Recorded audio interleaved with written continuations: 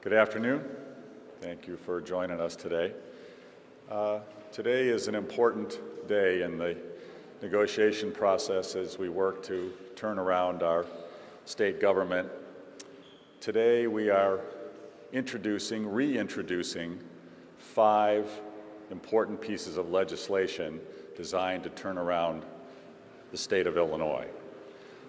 These are 5 pieces of legislation that reflect compromise that we have negotiated with leaders in the General Assembly as well as with the mayor of Chicago, reflecting their ideas and their concerns.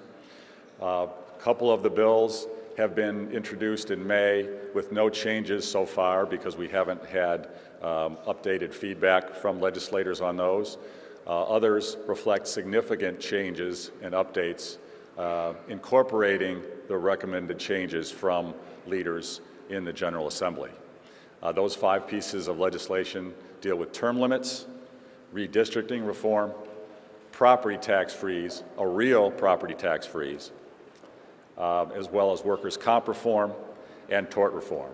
The 2 bills that are the most significantly different from those that we introduced in May are the bills dealing with the property tax freeze as well as with workers' comp. Those are the 2 that we've received the most feedback on, and we've tried to incorporate the changes recommended by leaders in those 2 bills.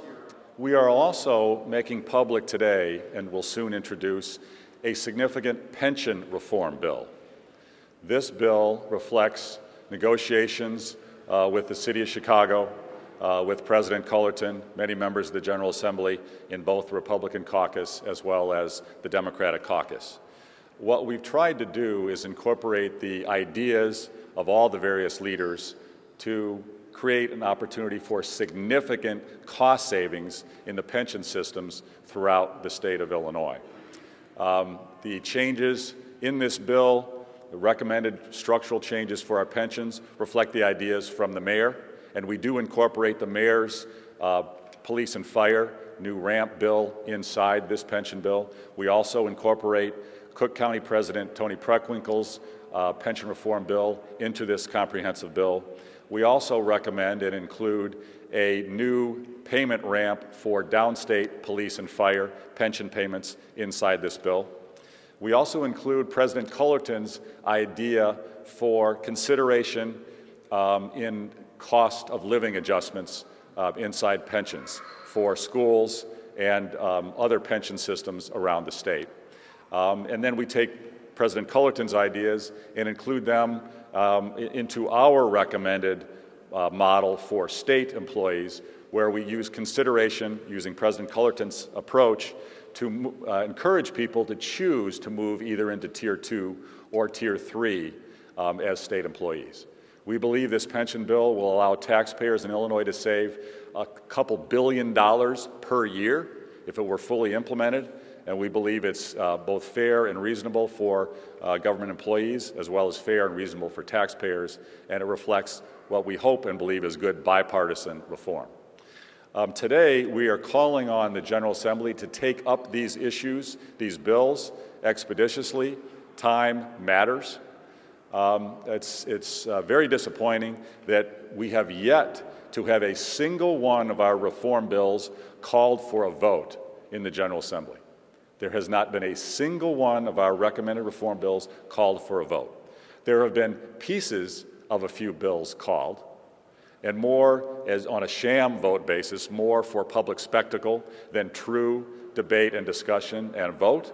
We're asking for the General Assembly to take up the actual bills themselves, discuss them, and vote on them. We are at a critical point. We are now well into overtime. We're into the new fiscal year. We do not yet have a state budget. The General Assembly has made sure that their salaries are continuing to be paid. They are part of a continuing appropriation. As I think you all know, we are in court today.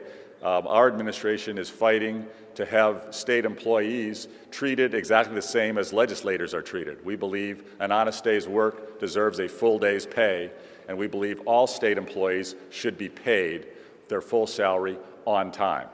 We hope to get this successfully resolved in court soon. This process will unfold in the coming days. But again, we are calling on Speaker Madigan to take up these bills, the specific bills, not pieces, the entire bills. And I would also concur with Leader Durkin in his statements yesterday. He said, and I strongly agree with him, that if the Speaker in the General Assembly doesn't want to take up reforms, doesn't want to pass any real structural reforms, then they should go ahead and pass a tax hike.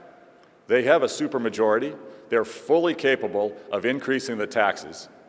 What they haven't done is deal with a truly balanced budget. They've passed so far a spending plan that's $4 billion in the hole, and then nothing else. It's fundamentally irresponsible. That's the kind of behavior that's got us into this mess in the first place. Passing a bill, passing a budget that spends money we don't have, kicking the can down the road, and then pointing fingers, laying blame, and doing nothing else. It's irresponsible. We can't have that. What we're asking is the General Assembly to take up our bills and do reform, and then we are happy and eager to work with them to do tax reform and discuss new revenues and work with them on a bipartisan basis. But if they refuse to deal with true reform and take up and vote on our bills, then they should go ahead and pass a tax hike. If they refuse to do a tax hike, irresponsible, only pass a spending bill with no revenue to pay for it, it's unconstitutional, irresponsible, and it's the behavior that's gotten us into this mess. Speaker Madigan needs to make a decision. We're going to support reforms or support a tax hike. It's one or the other. Can't just pass a spending plan with no revenue to support it and then go away and start laying blame. That's irresponsible, unacceptable. We're not going to accept that. Questions? One of the property tax freeze votes in the House included, there was an amendment that included your reforms for kind of collective bargaining at the local level.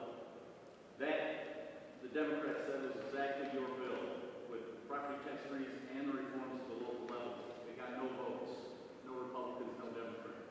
They have not ever taken up our true bills. I would like them to do. They don't have our exact bills. They should vote on our bills. Governor, do they just need to vote on your bills for you to be willing to consider a tax increase, or do they need to pass the bill?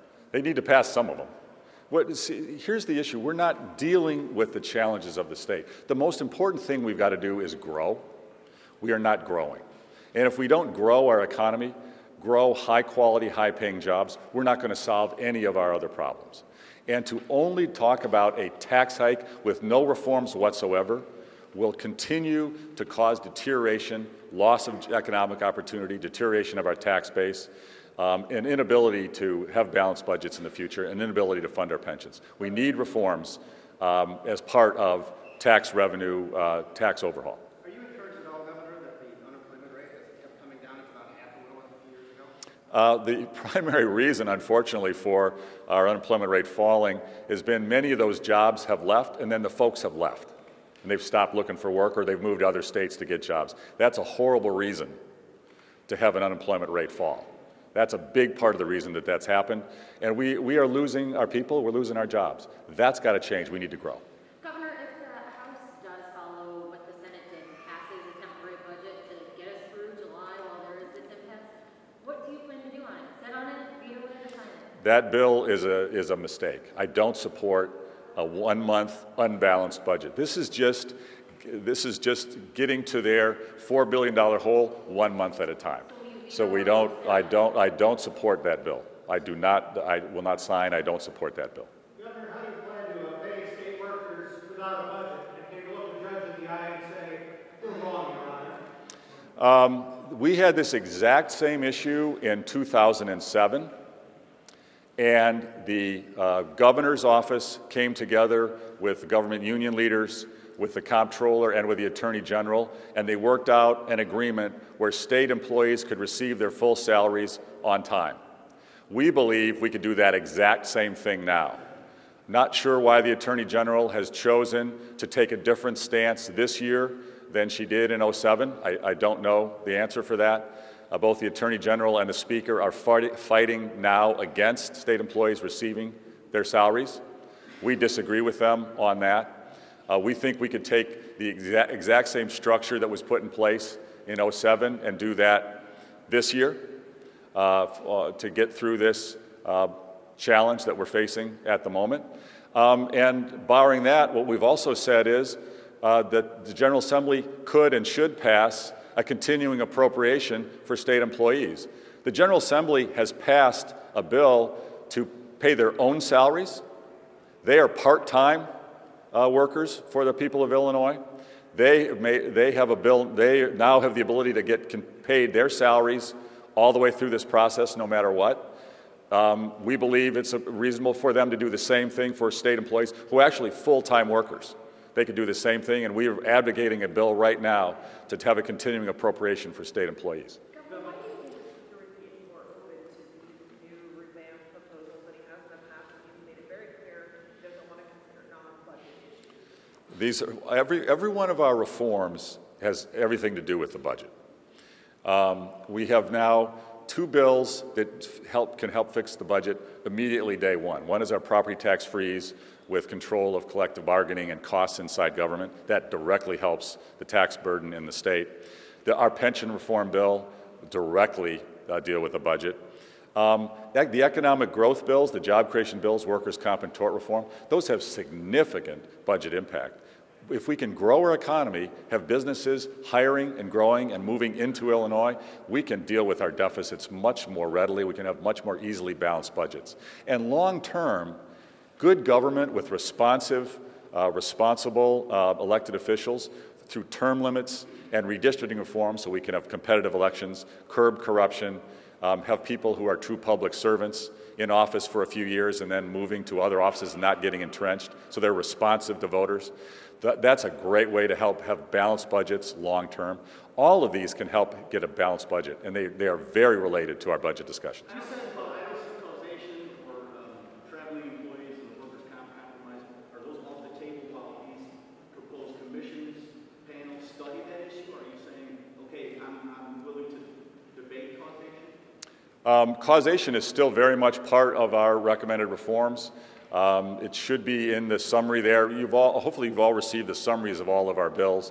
We'll get the exact language in our bills today, so you can have the full detail, and we look forward to discussing those with you. Yes, sir. What's the change you're saying? Let's, for example, like workers' comp. We're now, President Cullerton requested that we have an ombudsman be part of our workers' comp process. There are 5 or 6 things that the President has called for, and we've tried to include those in our workers' comp bill.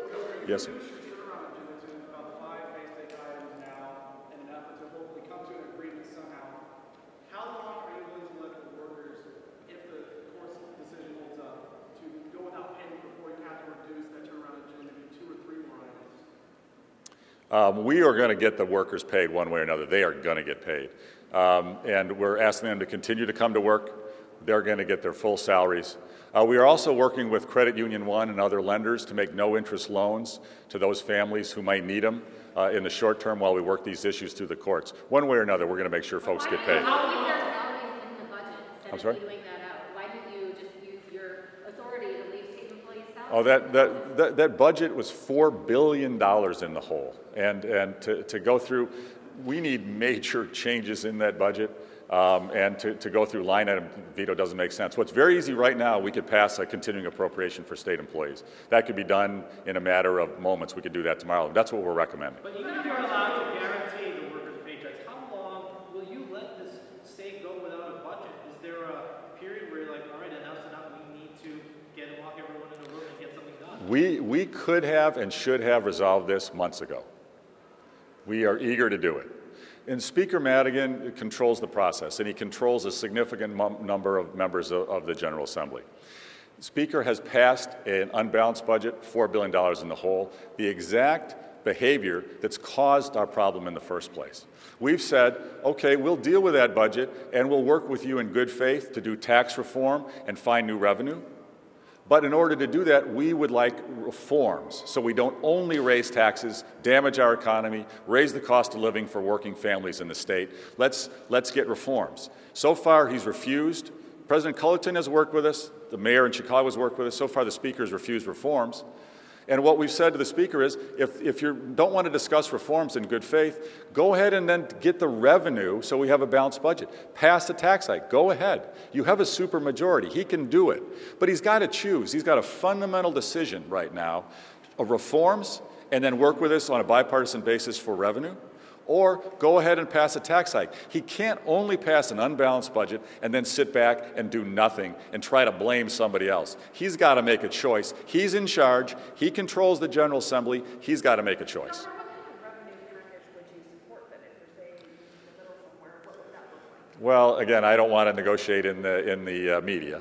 But we have discussed a number of ideas in our working groups this spring on a bipartisan basis. There are some good ideas on the table that I could support. I believe we could work that out in a fairly expeditious timeline. Are you, is pension reform something that you want to see passed now before a revenue increase in a balanced budget? It's a good question. We have said that pension reform is good and important, but we are not tying it to the budget negotiations. We're not requiring a time frame on that right now.